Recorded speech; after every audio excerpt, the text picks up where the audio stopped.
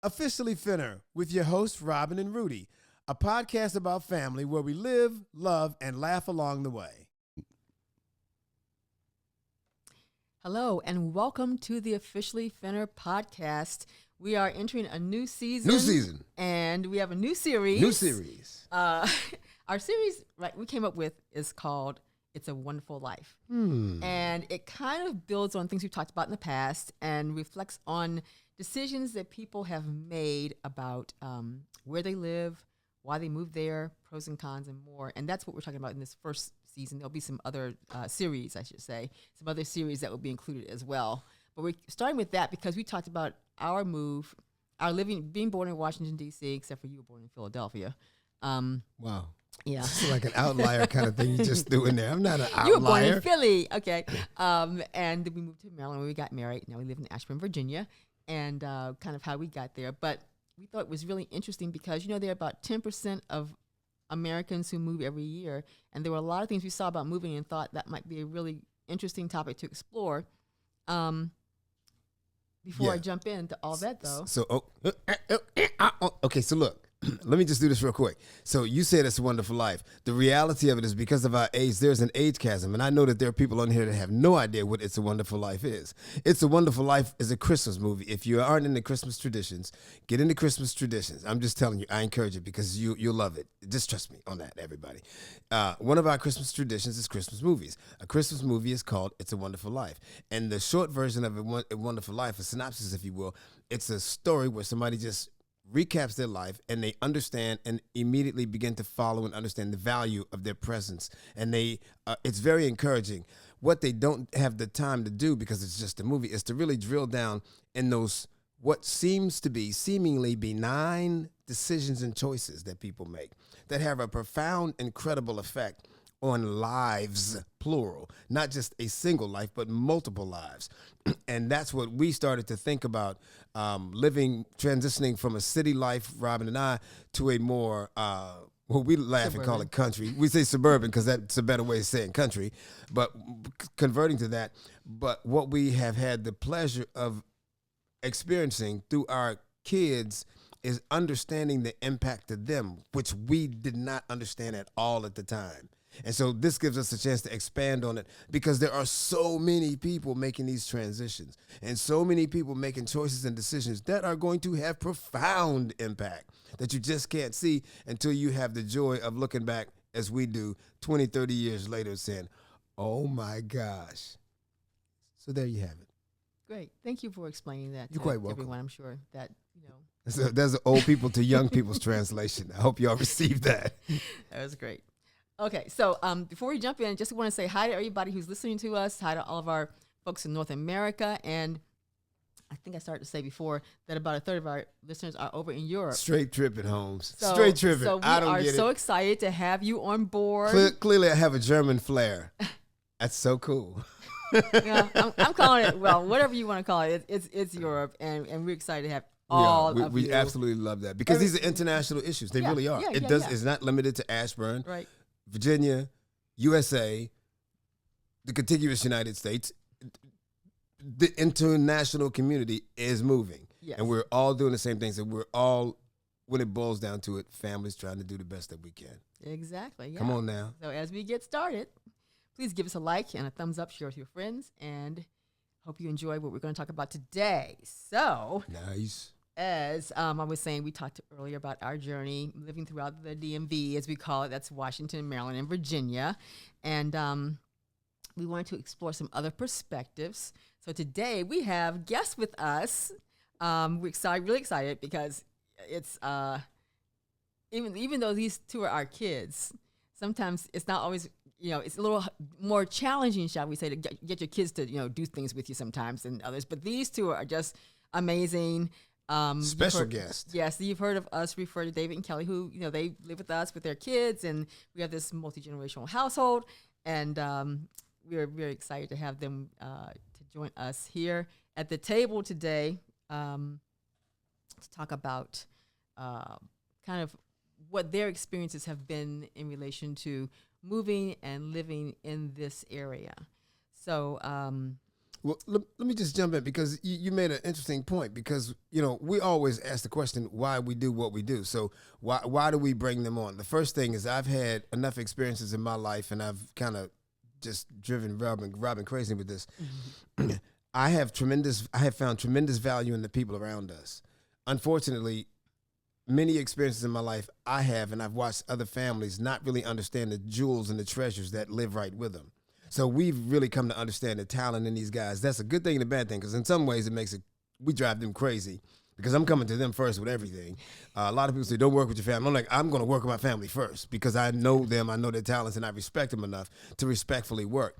But also, as we talked about It's a Wonderful Life and we talked about this journey, the realization that, and we've had this in casual conversations, there are things that our children experienced when we made this move that we did not, and at times we still do not have a clue. We had no idea. We were looking at the perspective from one place, but theirs was a completely different thing. And Kelly was a perfect person to kick this whole series off with because Kelly and David have both moved at least from neighborhood to neighborhood with their parents. And I feel comfortable saying from my perspective, and I'm going to be comfortable saying the same thing with David's parents' perspectives, we didn't really understand the impact that it would have on our children. Our zeal to make their lives as good as possible was what drove the decision. But we didn't really think about some of the things that I've heard these guys refer to. They're like, oh, snap, I didn't think about that. Mm-hmm. So that's the beauty of having these guys in there right out of the gate to help put it in perspective because my perspective is, Dad, I moved, I took the job, I made more money, the house got nicer, this got this, but it's like, well, there's a whole lot of ramifications to that. There's a lot that went on beyond those high level things. Yeah, exactly.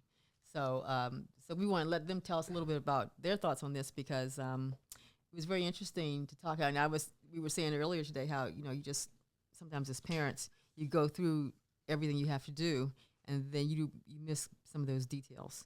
And so today we get a chance to look back on it. And we're going to start by asking Kelly. So, Kelly, you were about 5 or 6 years old when we moved to Ashburn. We were living in Silver Spring, Maryland, which isn't too far away, but it definitely was a different kind of community. And do you remember much about living there and moving here? Yeah, I remember. Funny, I'm surprised I actually do, but I remember. I remember not wanting to move.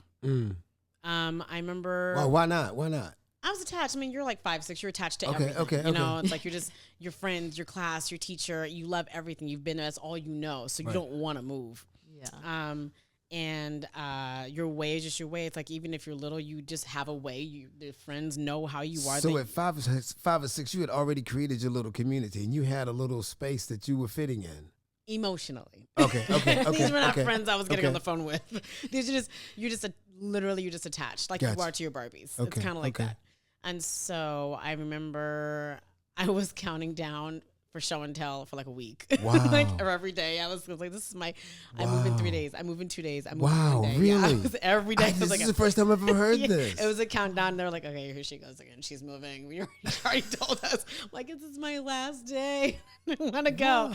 Yeah. I did not want to move. But, and I knew, I think when you're 5 or 6, you don't have the concept of a new house, new room, new place, like new. You don't understand new. You don't care. You're just attached to what you know, and that's all that matters. Yep.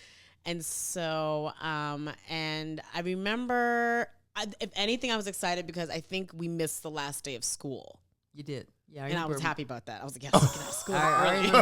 It was like we start summer early. Yes. So it's like different fragments. It's not so much like at that age, you're not looking at the big picture. You're looking at the small little, that sucks, but here are the benefits. The benefit is we get to get out of school early. Yeah. You're not understanding, because you're moving, not because you get to play around. Everything. No, really. Getting out of school early, so it's okay. Yeah, like you guys get to sit here and learn more. I get to get out of school early. That's kind of, and on the other end, that helped to not make it too sad was that I got to leave early. And they all had to stay in school. Wow.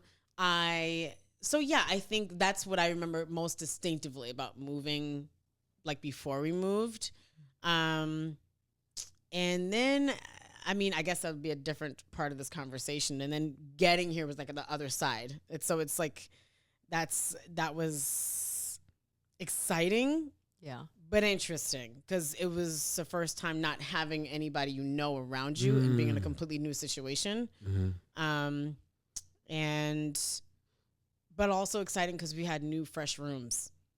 Like, I don't know, a new house. Okay. The idea, the way it was cut was completely different. Everything was, again, just new. Huh. Yeah. So that was exciting. But that was about as far as it went. You know what I'm saying? Everything else was like, okay, here we go. Wow. Okay. Yeah. Okay. Yeah, but I did not want to go. Aw. Yeah. I was 5 or 6. It's not an adult mind. It's but okay. yeah, it was It's okay. definitely. But still, it's a David, valid. It's a valid. definitely- It's a valid opinion. Go So ahead. David, the same question to you, because I don't know your moving and transition life like I know hers. How did, if yours was at all similar, how tell me the story. So being born in Manassas, I lived in a few different neighborhoods. Okay. Same jurisdiction, but just different neighborhoods. How was the transition when you did move? The best you can remember. Because I was so young, I was probably a baby the first place that my folks lived, because they lived in a place with my aunt, her husband at the I time, got you. and then they moved like around the corner, same neighborhood. Then they moved from there to another neighborhood. Okay. And each time for them was a better place, better situation. Okay. And so the last move was to move from Manassas to Bristow, which was, it's only 5 miles, but at the time the development was just at the ground stages. Right. Yeah. So you still had to come to Manassas to go to the grocery store because there was no shopping centers out there. And I had only known the Manassas area. So friends that I grew up with, went to school with, like nobody was going to be there. How old were you when you moved to Bristow?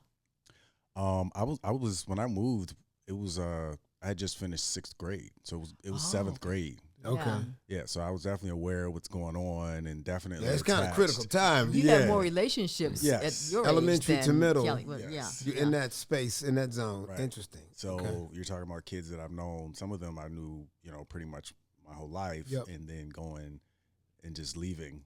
Yeah. And Yeah. it's like, all right, well, you'll be fine. And, being an only child, I don't have any siblings to share this with. So it's just me. And it's like on the bus, everybody's new. I don't know anyone. I don't know. I don't know where I'm going. I don't know.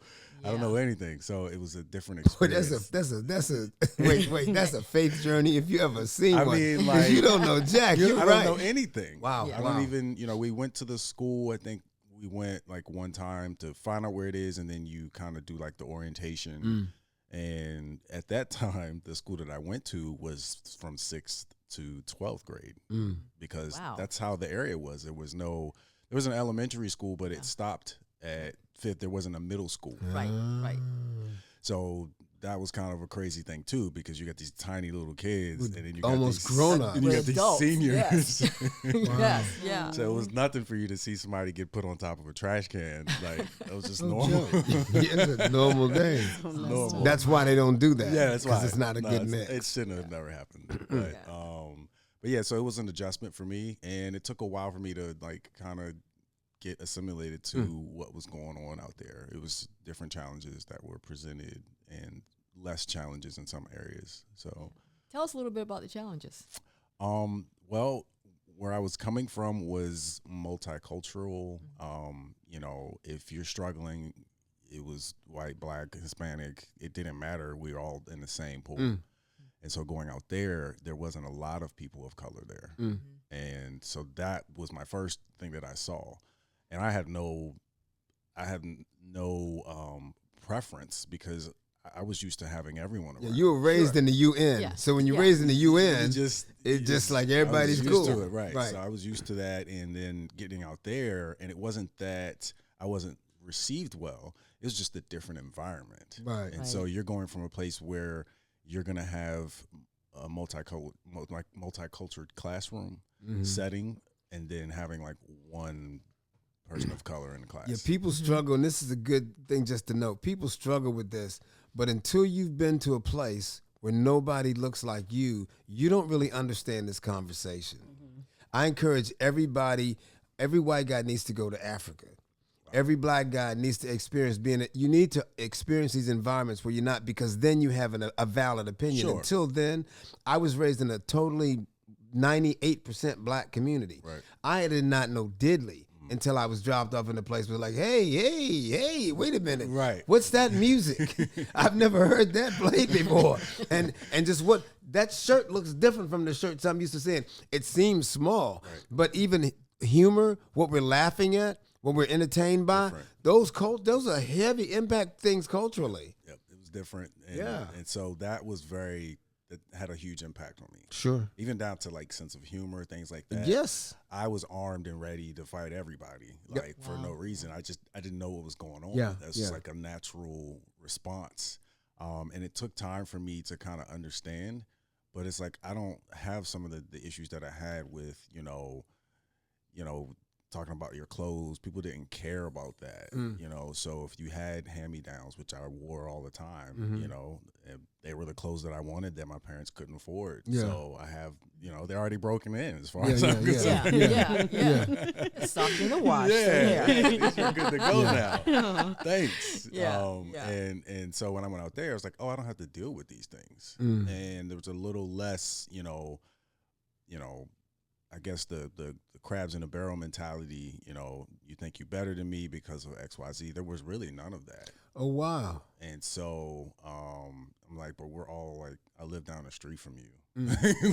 So out here, I didn't have to deal with those things. And it was more, I had more time to focus on just school and not so much like social status as much as I did, which is ironic, as much as I did living where we previously did. in the other neighborhood. Isn't that interesting? Yeah. I would have thought if I just thought about the situation, it would have been almost the reverse. I think sometimes we can be judgmental, you know, and it's like if you do have on something that's decent, it don't matter if it's from Burlington or Marshall's, right?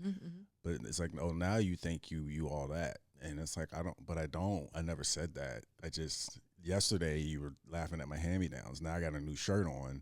And now I think I'm better than everybody. I don't know what I'm supposed to do here. Yeah. And again, being an only child, I didn't have like an older brother and saying like, okay, this is how this is going to go. Right. You know, and both of my parents, they came from not a whole lot and learned how to adapt and make it through and to be successful. So they understood that aspect of it. But like, you know, when you're a kid, you want to hear from a kid, not necessarily your parents. Exactly. But I didn't have that. Yeah. So it was just like, okay, I guess this is what it's like then. And when I got out there, it was different. I didn't have that. I didn't have any of that. Yeah. So it's like, oh, I can just kind of be a kid at school then. So this is interesting. I'm sorry, I don't want to throw a curve in your question, so get right back if you need to. What I'm curious about, as y'all are talking, my mind goes to how does your descriptions and your experiences in those transitions affect, if at all, and it's okay, not judgmental, your thought process on moving and changing things with your children now? It's complicated because I think, well, it's such a different world than when we were little. And like what you have to be basically aware of at 5 or 6 now is different from what we had to be aware of at 5 or 6 when we were little. Like, so now I had to start teaching Maryalnd about color when she was like 4. You mean race? Race. I said color. I mean race. Yeah. But like, I had to really start educating her on like, it's in a toddler sort of sense, what's going on, what's the differences, and what kind of hair you have or what they have, and and so then when it comes to moving or what you're gonna do, what you're gonna deal with when we move, if we were to move, I have to realize that a lot of stuff that was going on when we were kids is still going on, if anything worse, because of tech and social media and all this other weird stuff. And then I think the complication is, and you try not to, but as a millennial adult, you have your triggers and all these things. You're like, dang, like all this stuff happened to me and when I was a kid. And so now all you're trying to do is keep the same things from happening to your kids. And every generation has their own version of that. Right. But now that I'm an adult and I'm still so aware of what happened to me as a kid, it's like, okay, how do I, if we're going to make a change like moving or something, how do I find out the environment we're moving to? How do I know what the school she's going to go? I want to know everything before we decide to even like commit to that idea before we get there or do anything like that. Because even just in this county. Literally from Loudoun County. Yeah, just Loudoun County alone, from one like this area, maybe down 20 minutes south, Loudoun County, completely different environments, in my opinion. And so, in a good way, you kind of find out, okay, so that's what she'd be going. That'd be kind of dope. But I have to know still. I have to know the neighborhoods. I have to know this. I have to know everything about as many details as I possibly find out. That's outstanding. I'm sorry what you said, because Robin earlier said we moved at the very beginning of the podcast. She referenced moving. We just moved around in the DMV. The culture of community totally different. is stunning. Totally different. Sometimes just 1 mile. It's not the same state. Yeah. It's not the same state. My Completely gosh. different. Yeah, so I just wanted to dovetail off of that, because that was really good. David, same thought, same line of thing with you? I agree 100%. I think we differ on ripping the Band-Aid off approach. Oh yeah. because of my experience, and then I didn't have anyone to necessarily like guide me through that. You know, but both of my parents had siblings, and so whatever they did, they had each other, and so whatever we did, it was just me. Right. And so now the type of child that I grew up to be, I didn't have a problem making friends with people. So it didn't matter what the environment was. I was able to adapt with that. And so my thought is always on looking at that point of view. It's like, okay, yes, it's totally a new environment. She won't know anybody. You know, they won't know anyone. But the way that we're trying to teach them and the way that we're showing them is that you can still make new friends. Sometimes you need the new friends, but you can make the new friends. You can. Go ahead. No, I was gonna say, no, funny you said that, because Marley is like him. She can go anywhere in any environment, even if she might not necessarily want to do it. She's like, walk in, not look back, and make like 5 friends that day. She's extremely adaptable. We've actually seen that as that. grandparents. So We take her weird. places. And I get jealous, and I'm and like, she's dang it, gone. I wish I could be like that. But I'm like, no. Yeah. That's how she is, though. She's just like that. But then she'll have her things. Don't get me wrong. Every kid has their thing that they didn't like or whatever, but she's just like him. She did that at that It's Little sweet. Mermaid premiere that It's we so went to. sweet. Right. I She absolutely was seeing with a love whole that. different family. Like, well, where are you going? No, Okay, I'm the one that I you're get behind her. I'm like, three no, rows Marley, ahead you of us. go. We can see what you're doing. But No, yeah, I'm she had definitely friends. not. I'm the opposite of both of them. There. But I also think like you can't. Some of the childhood trauma that we carry. There's only so much you can do to prevent those things happening. Some of it is natural. It's a natural course of action. You're gonna have people that are gonna bully. You're gonna have people that are gonna be bullied. You're gonna have friendly people. You have unfriendly people, right? And you're gonna have people that are hurting outside of school, and you might not be at an age to really identify that. And so you start thinking about that. You'll remember that you had friends. You had people that you went to school with that had a lot of suffering and stuff that was in their private life at home. Those are things that we can't keep them from. I don't care what school they're going to, private. I mean, unless it's homeschool. But like if they're mixing with people, you're going to have the chance of these things. So it's like, how do we instruct them, or how do we give them tools to make the best decisions when they're in those environments, and how to deal with that? Because again, that's the first time that it really happens is when they start going to school. Right? And then as they get older, they leave and go to school. So like, are you going to go with them, or you're going to try to equip them as best as possible? Yeah, and I think, you said it, you got me thinking, I think historically, the way kids were raised, at least my perception, and many others, I think, was that you raised the children, you provided, and kind of that was it. We have progressed to a place of really understanding that we are raising, but when we're raising and we're providing, we're preparing. Right. And then the preparing is where this comes in. Right. Because you're right. We have been really fortunate to have a second chance. That's the beautiful part about living with your grandkids. You have a second chance at the stuff you screwed up with your children, in my opinion. And so I've seen places where we did not do things to help with discipline. We didn't and the discipline to stick to it with stuff. Right. We didn't do things at times to help our children understand you cannot go places and not have some bad people. Sure. You cannot go to a place where there are not going to be people that are so challenging, they make you want to just, but that's normal. You're trying to raise them to understand that is a way of life. Right. And there are solutions to it. There are ways to deal with it. And that's a more progressive way of raising kids, I think, than some of the old stuff that we used to deal with. I mean, at least my experience anyway. Yeah. Yeah. So let me switch just a little bit and just ask the two of you, what do you think for each of you were the biggest, outside of going to school, cultural or lifestyle changes that you may have encountered, by living well in your new neighborhoods? I mean, it was a culture change. It was black and white. Yeah. That is all straightforward. It was black and white. Where we came from, it was, I think the majority of the class, I just remember a lot of black kids in my class. Like, it was like Montgomery Knowles Elementary, right? Yep. Yeah. A lot of black kids in my class. There were some white. Mm-hmm.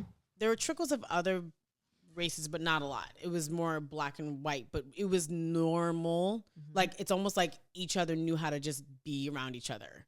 Out here, it was completely white. Like, I think all my classes, all the way up in, I think, first grade was completely white. Second grade, I think, there was like always one other black person. Mm-hmm. And if you guys were going to get along, I don't know. But anyway, and I think the toughest part, but I didn't know this obviously at 6 years old. You're not able to articulate it, but the little things like, so for example, I remember in kindergarten, I was the double Dutch queen. And I did really well. I killed double Dutch. It was the best thing ever. I remember winning. It was like the coolest celebration ever. And here, that was the last time I ever did it. Was back there. No double I Dutch. never did it here. Yeah. No. And then I remember being conscious of my hair for the first time. Yeah. It was the first time it wasn't because I said, oh, my hair's not like theirs. It was just more like, but my hair doesn't, well, no, it was like that. I guess it was like my hair doesn't do what theirs does. Like when it's windy, it's embarrassing.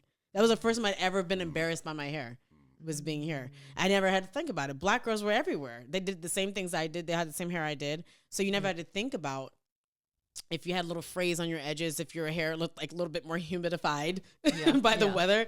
It just was what it was. And I was cool. But out here, it was uncomfortable and embarrassing, but I didn't know. I felt it. I couldn't say it. Yeah. And so, and the funny thing, nobody said anything. I don't remember anybody saying anything to make me feel bad about my hair.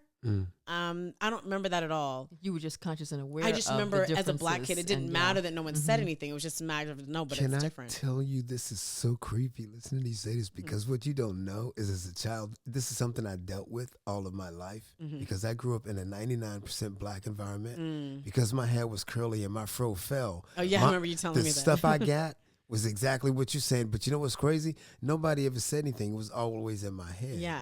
I felt bad because my fro didn't look like my brother's fro. My brother's fro was tight, Ebony magazine cover fro, right? Yeah. That thing, he cut that when they made his lines stayed in place like they had orders and they wouldn't move. Mine was falling like a waterfall. And it just, I had the same, it's interesting. I'm listening to you like, oh my gosh, I don't know if I've ever heard you say that. Yeah. I had the exact same emotions. I hated my hair. I couldn't stand my hair, and it's so crazy because people hated me for my hair, and I hated my hair. I tried everything I could to make my hair kinky, coarse, tight. I'm listening to you like, oh my gosh, I didn't know. People talk about your hair, and I know even as an adult, I'm still dealing with it right now. It's a black community. I haven't but been. It's also, that's what I was gonna say. It's wild. I haven't been black enough yet. No, it's more that than I can hang out with else. Stokely Carmichael. I still wouldn't be black enough. Because my hair is curly. Yeah, it's definitely more black community now that is I'll say this, it's more open to talking about it than it was back then, as far as our generation is concerned. But it was held against you though. I didn't know it is. And yes, yes, it still is. And that's some of the things like I was saying as far as like the clothes and things like that. It wasn't. It was our people. It was black people that were doing that. Yeah. And I remember some of my friends that, or some people I went to school with that got bullied for some things, and it's like it wasn't anybody else but black people. Yeah. Yeah, David, I grew tough. up in that environment. I 1000% know what you're talking about, because I got people, I can quote their names right now that be waiting for me at the school gate.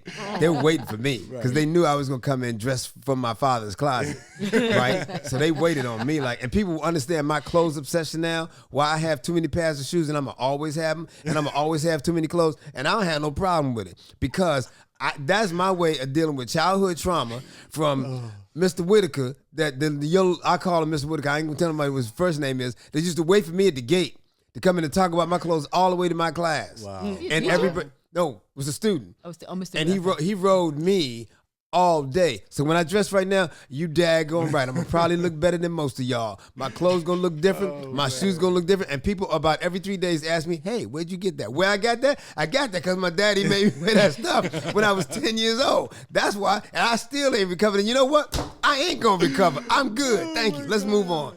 But yeah, so it's an interesting thing with the hair. But I think that's a podcast we got to do at some point, because I'm telling you, this whole concept of crowns, man, it's different. It's so deep. And you know what's really the thing about it that's so misleading? We always talk about women, but the bald head money that we spend for men are worse than women. We spend billions of dollars trying to get hair back. So it's not just a women's problem. This is the thing that we're misled on. Oh, women care so much about their hair. Yeah, but dudes are spending $1 billion trying to find hair again instead of letting it go. So that's a whole nother podcast. Yeah. But it's interesting that that's where you went with that. Yeah. And the emotion that surrounded that is pretty incredible. Yeah, so it was definitely a lot of, and it's funny, back then, again, it was small little things that now I can understand where some things were adaptable, eventually, and our whole street was white too. Everybody, literally everything we knew was white. Mm-hmm. But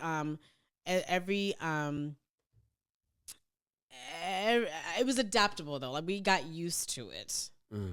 But at the same time, and again, different part of the conversation I'm not going to go into. What do you think you lost in that? Because I know as parents, our family never stopped being a black family. We did all of the things that black families do, sure. But the effect still occurred. You still could not escape the effect of the change in that environment. Well, so what do you think you lost? How did it affect you? Well, I don't know if it was part loss and then part shock. It was really weird. Okay. Because again, so you're black people that moved from literally this completely diverse area to a completely not diverse area. And so then you're adapting to being around mostly all white people. And then you're adapting to this other group of black kids that are coming in that they're not like you. Yeah. And so, but you've had all this time to adapt to being around white people, that now you kind of sound like nobody knows where you're from, because you don't have a black accent, you don't have anything that identifies you. You know what I'm saying? And then black people that do still come in and they hear you where are you from? Why you sound like that? So what I lost, I don't know if I can say specifically what I lost. I don't want to say culture, because at home, we were, like you said, we were always. Yeah, we still playing James Brown for Christmas. But it was outside culture, though. It was connections to people and all the things things that would, environmentally, so, exactly. Lost everything that you would do as a black kid. Wow. It was gone. Day to day, right. Completely gone. There was we did, stuff outside, but it was like kickball, but it wasn't like the stuff we would do at my grandma's house. Wow. It wasn't like that. Yeah. And David, it sounds like yours was like a promotion. So you went from enslaved to free. Yeah, it was definitely that. I would say there wasn't a loss after being there for a little bit. There wasn't a loss; it was actually a gain. And I think one of the things that I've gained was, recognizing the differences and still having an appreciation for both sides of that. Yes.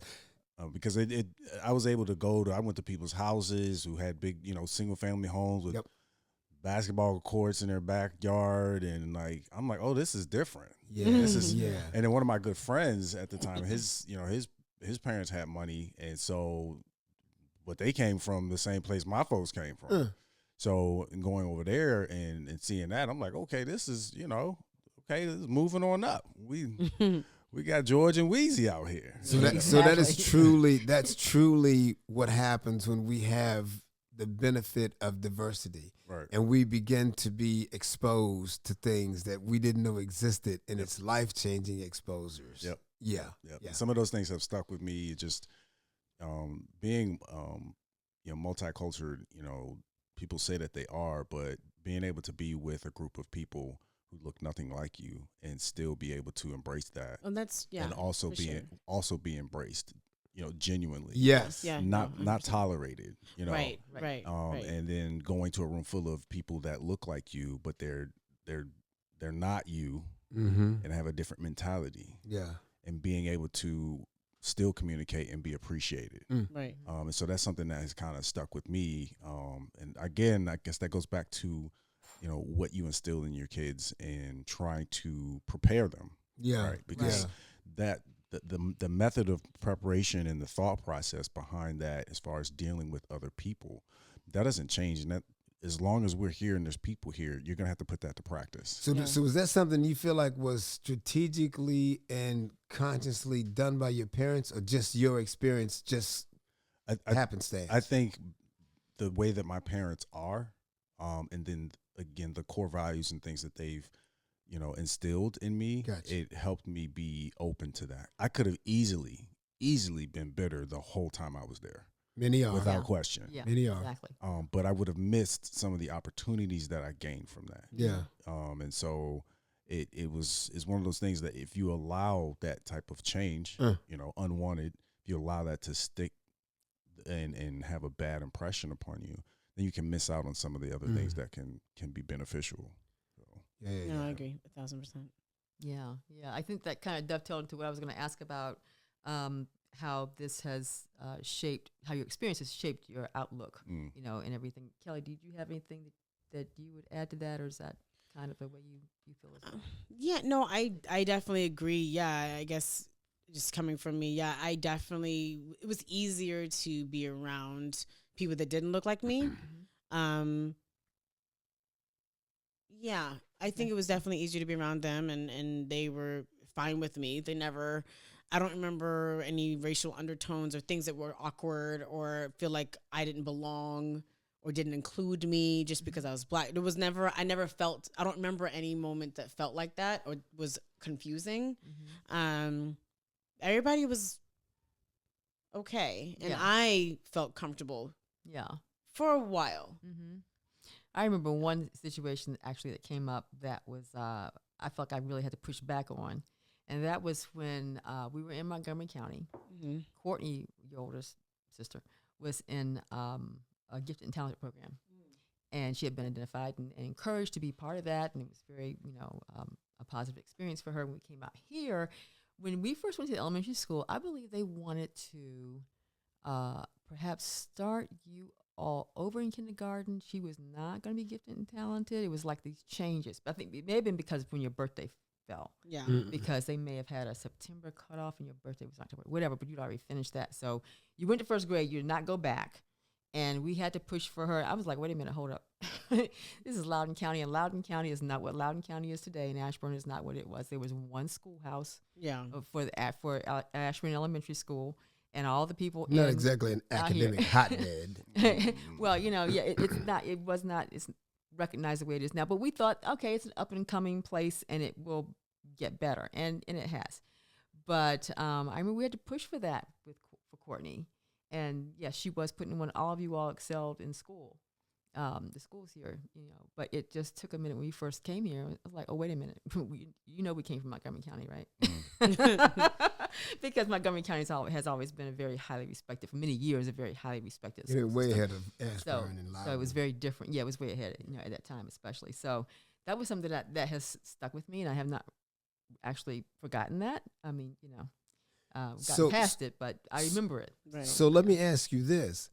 If we had the opportunity to do that all over again, and you had a vote in what would happen, what would you vote? What would you change?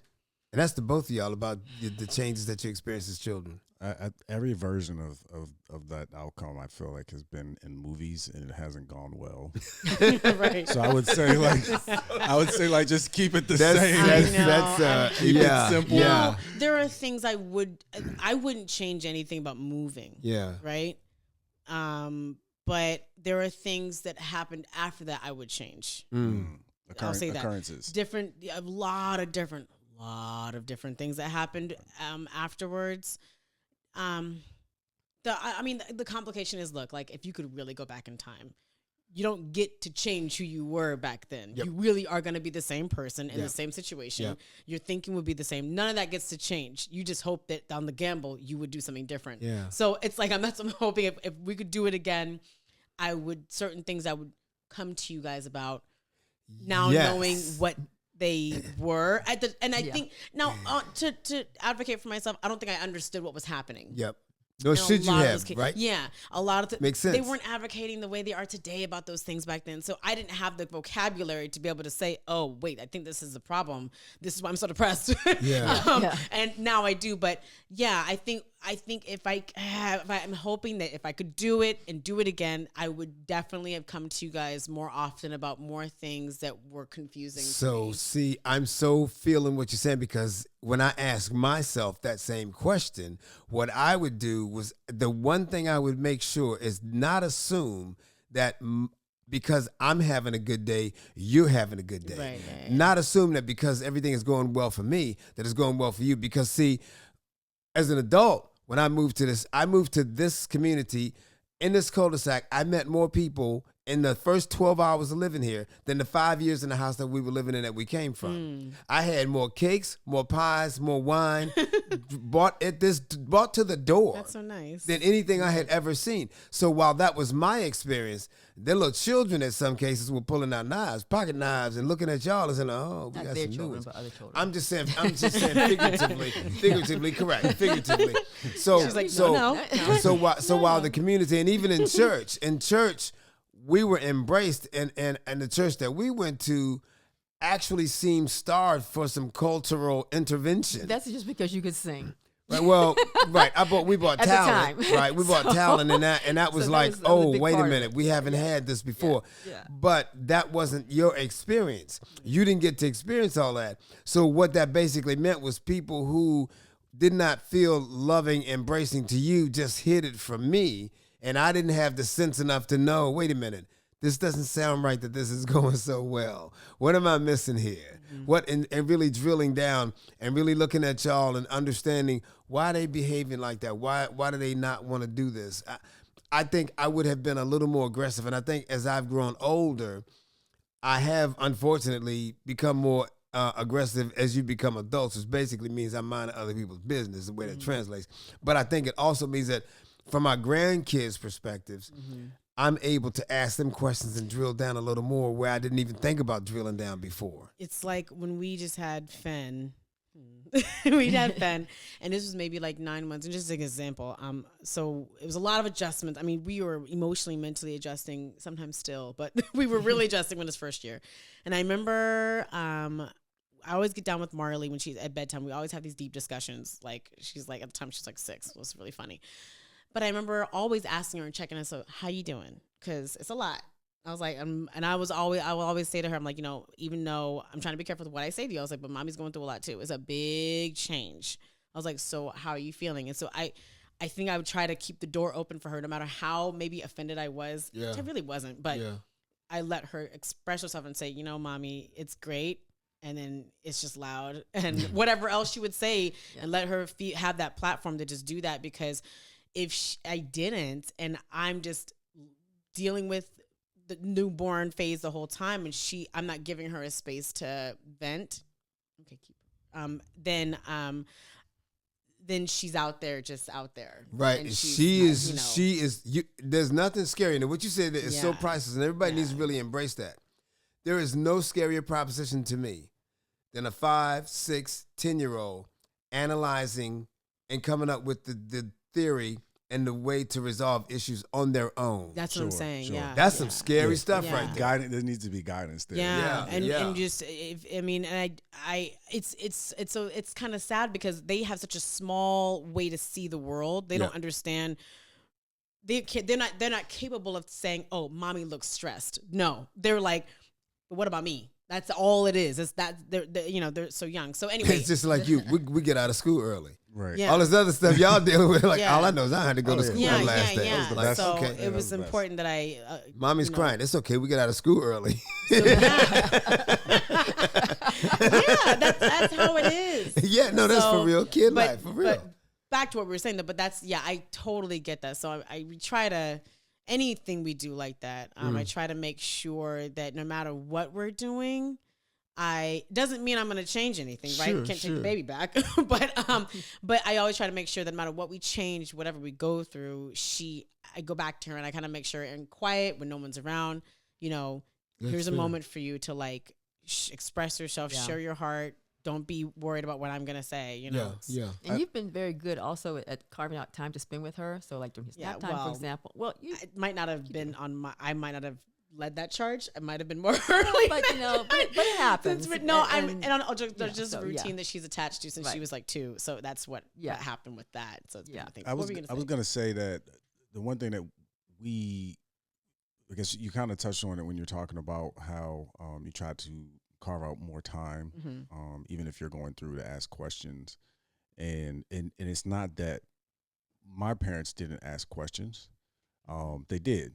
But especially if I wanted to go to somebody's house, I didn't understand it until I got older. It was like a questionnaire, like whose house, where they live, do they have both parents there, what goes on in all their you house. understand is this something is blocking these incredible levels of sensitivity that did not previously exist. So now your mind is kind of blown. But now that being a parent and being on the other side, because as a parent, if your kid comes back and they look halfway the same as they did when they went to school, you're fine. Yeah. You're good. Yeah. But you're dealing with yourself at that time. Yeah. And looking at my age and where my parents were at that time, if they didn't ask me certain questions that might have helped me at that time, it wasn't because they didn't care. Yeah. It's because they were going through whatever they're going through at the same time. And so just from the parent's perspective, don't be hard on yourself if you've skipped over asking or investigating with your kids. Yeah, so just let me tell you the cigarette smoke story. First time, everything was fine and everything was okay. And the kids want to go to sleepovers. Oh, go ahead. Yeah, they're going. They're making friends, and I'm happy that they're making friends. And one morning, they came home that Sunday morning, and they were loaded with cigarette smoke. I was appalled. I was embarrassed. And embarrassed for me that I didn't check any more than to ask a basic question, do you smoke cigarettes? Honestly, that means that they could have been getting high. I didn't ask that question either. So I'm kind of like, oh my gosh, I got to turn up so much on these guys. And I think at that point, I started, in their view probably, I became a little not so good a parent. Because now I'm like, invasive. Dude, you got to ask these questions because there's no everybody that you think is around you is not like you. They don't do what you do. And a lot of houses, they curse, smoke, and sweat, and that's just regular. I'm not judging them. It's just not what I do. And it's not what I want my kids around. And so I need to be asking those questions. And I've realized, don't let your kids, and I'm sorry, I ain't trying to get on those soapbox, but maybe it's too late. I'm not letting my kids go any place that I don't know about the people where they're going. Oh no, that's that's everywhere. And I was not like that before. I was passive. I'm like, I'm trying to be with the get along gang. I want the kids to be happy. And I'm watching, and obviously there's something about them that I'm seeing. So I don't know exactly what Kelly's describing, but I can see that they're trying to transition. I want them to have friends. I want all this stuff. Like, nah, you can't come in my house smelling like you just smoked a pack of Camel. That's not happening. And so, no, it changes. And you need to be that parent, and we need to find these places, I think, where there's a trade-off, where I respectfully allow you to grow. I respectfully allow you to merge into this new community, to become this person that's a part of the community, not an outcast, not cast aside. But at the same time, if everybody in the community getting high, we ain't getting high. That's not what we're doing. But having the smarts and the understanding of really doing a better job as parents of understanding, analyzing where we're going and what we're doing before we make these moves, to understand a little bit the impact. How is it going to impact my child? Because there's some jobs, and maybe everybody don't agree with me, some money ain't worth it. True. Because I'm not going to lose a child in the process of getting rich. That is not the goal. Yeah. Money to me, at the end of the day, when I'm an old dude sitting on the porch, I'm not going to be thinking about that money. I'm going to be thinking about my child that I tossed away trying to make some money. Exactly. Like, nah, can't do it. Can't do it. Yeah. Wow.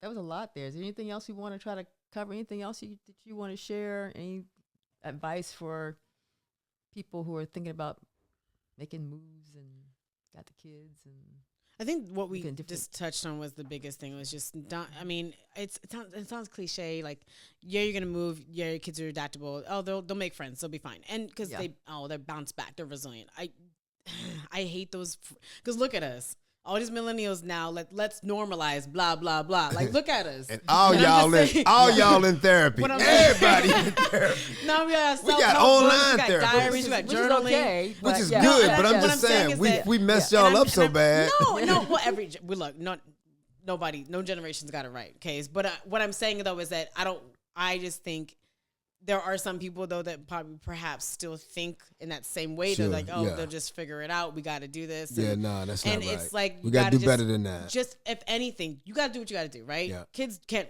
run and control what you're as a parent, an adult, or they don't know anything, right? Mm-hmm. But at the same time, keep that door open for your kid to come in and allow them to say, I hate it. And then don't say, that's okay, that's normal. Don't do that. I'd say, be like, you know what? I'm struggling too. And level with them so they don't think they're completely isolated in their feelings. Yeah. And then don't come back to you. Because they're like, well, you're no good. As an adult, I've adult people I talk to like that are just terrible. There's no worse feeling on the planet, no matter how old you are, than the feeling that you get when you know you're not heard. Yeah. That is one of the most heartbreaking. So you got to. And I say that it matters, I think, to our generation even more because we are so intensely distracted because of everything. We're so much more distracted than I think y'all's generation was. And we can get caught up in doing this while they're talking to us, or just, I know I've been guilty of it. My brain will be buzzing with all these things I have to do, with my work, whatever, while they're talking to me. And so you have to find a way to like shut it all down. Sometimes I leave my phone outside of the room so I don't even take it in. Yeah. So they just know. And I have better discipline when I do that. And then they know that you are completely checked in. And then you allow them to have those conversations. Don't be so offended. You're an adult. You can handle it. Exactly. And let them speak their mind. And then and then level with them. But then you have to be the parent at the end of the conversation. You reminded me of one of the funniest conversations I ever had with you. You were in college, I think. College or maybe high school.